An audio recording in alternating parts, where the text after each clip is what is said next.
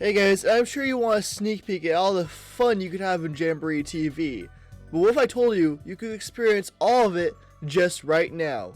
Just scream as loud as you can because not only is that a minigame in this, but it also doesn't cost you $20. So Switch 2, it's more powerful than Switch 1. I'd hope so. I spent half a grand on this. And with this, of course you would want your crap ass Switch 1 games to run better and look better on this new console. Thus Nintendo has been offering paid upgrade packs. And that's kinda cool. Because not only are they getting upgraded, they're also getting brand new content. And one of the first ones they're doing this with is Mario Party Jamboree, a game that ran fine on Switch 1. Well, that is a bit disappointing, but hey, maybe we can get a new board or two. Wouldn't that be? It adds mic and mouse minigames and camera minigames. Why? Oh, and the camera games?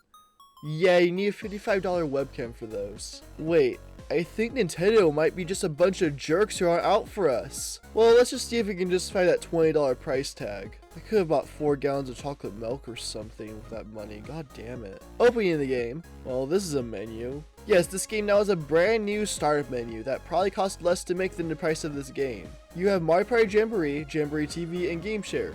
Why are all these separate? Jamboree TV is just a few new modes. And Game Share, it's goddamn Game Share, it's not that complicated. But hey, this does promise some graphical enhancements. So let's check out that 4K resolution in Mario Party Jamboree. What the hell, that's not 4K. You see, I can really tell thanks to my not 4K monitor since I'm broke. Yeah, the main Mario Party Jamboree game is not updated at all. Heck, not even in handheld mode. It's still 720p, that's outrageous. Instead, if you want new graphics, you have to boot up Mario Party mode in Jamboree TV. Why? It would have taken you less work to make Jamboree TV just an island in the main game. Why do you go through all these extra steps? It also feels like a major false advertising issue since the eShop calls Jamboree the Switch 2 edition, even though the main game is unchanged. This feels like a lawsuit waiting to happen, honestly. And you know it will happen because the Mario Party fanbase is insane. I mean, look at me, I bought a $20 minigame pack. Anyways, let's check out Jamboree TV and see where my $20 went, because I'm not getting that investment back. So whenever you boot up Jamboree TV, you're greeted with the world's longest intro. This takes like a solid 2 minutes to get into the modes. Heck, it takes a minute just to pick your character. And then when you decide you've had enough of the game, you have to watch the credits every time. Like, are you guys really this proud that I have to see your names every time I close the game? Whatever, let's just play the new games.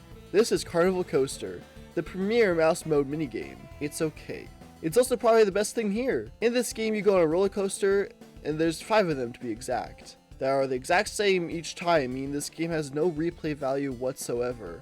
Thank God, I was worried I'd be getting a deal here. They are all fine. They aren't anything too crazy and there isn't much to gain from them. I could rank them all, but honestly, who cares? Wait, I do. It can add more runtime to the video. Number 5, the Bowser one. Yeah, I didn't remember the names. This one takes out all the shooting games and is just mini games, aka free play mode. But in this one, if you don't do good enough, you lose. That's the same as the other damn coasters. This one's just more boring. It feels like an afterthought. Maybe if it was an endless mode or something it'd be better, but man, this sucks. Number 4, the Sky one. This one, for whatever reason, just is way shorter than everything else. And it doesn't do anything too special. I mean, there's a bullet bill at the end. That was neat. Yeah, I got nothing. Number 3, basic ass grass coaster. You see what you get here, it's pretty basic. But what puts it over the last few is the fact that there's a pretty well animated cutscene at the very beginning for every single character. Only for one coaster. Why? Just put a hill climb on the other coasters and play the same animations, you're killing me. Number 2, the mountain one. This one had bombs. Bombs are kind of cool. Great commentary, I know. Number 1, spooky house. This one's actually kind of decent, who would have thunk it? There are still the basic shooting areas, but there's 2 distinct gameplay sections. One being a spot the different section where to find the right door, and there's a boss fight here too. Why is this the only coaster with a boss fight? Why do the other ones not have one? Oh well, it at least makes this one stand out, I guess. And that's the entire mode. If this wasn't the original Mario Party Jamboree, I'd probably rank it last place among the other side modes. Oh wait, I forgot to talk about the mouse mode minigames. They suck. Okay, that's a little harsh. I mean, they're not that bad. They just aren't that great either.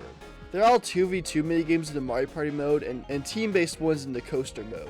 And often, I found the CPUs particularly frustrating, with many times me losing because of them. I'm gonna kill you, Spike. but I like some of them. Like this one where you gotta toad through a maze. You could say it's amazing.